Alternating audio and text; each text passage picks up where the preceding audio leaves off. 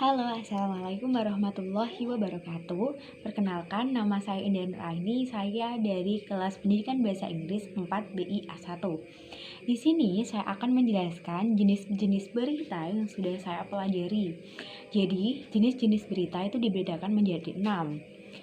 Ada yang namanya straight news, yang kedua ada yang namanya explanatory, yang ketiga adalah investigative news, keempat ada interpretative news, yang kelima ada depth news, yang keenam ada future story report.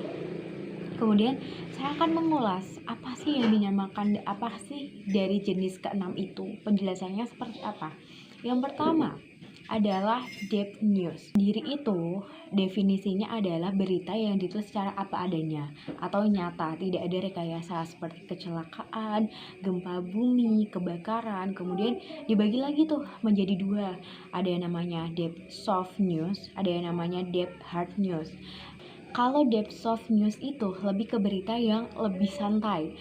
Nah, kalau yang hard news itu berita yang memang benar-benar terjadi, seperti kayak memang ada kebakaran, gempa bumi seperti yang kemarin gempa bumi Cianjur seperti itu. Yang kedua ada investigative news. Apa sih itu investigative news? Dari katanya saja investigasi. Jadi itu adalah penyelidikan, atau berita yang berisi tentang penyelidikan, seperti yang kemarin baru-baru ini adalah kasus pembunuhan Brigadir Joshua.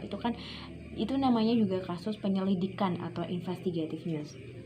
Yang ketiga, ada yang namanya explanatory news. Explanatory news ini berita yang detail atau berita yang sangat-sangat mendalam.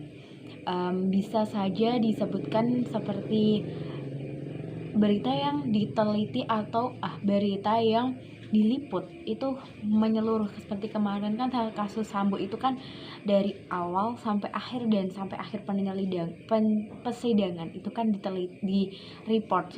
Itu namanya. Yang keempat ada yang namanya interpretative news atau fakta atau interpretasi atau pandangan, seperti ada kayak tentang kayak politik dan lain-lain seperti itu.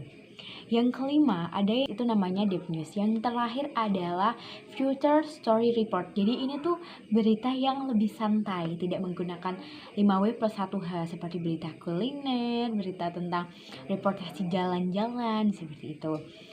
Oke, sekian dari penjelasan saya. Apabila ada kesalahan atau mungkin ada kesalahan kata maupun perilaku, saya mohon maaf. Terima kasih. Assalamualaikum warahmatullahi wabarakatuh.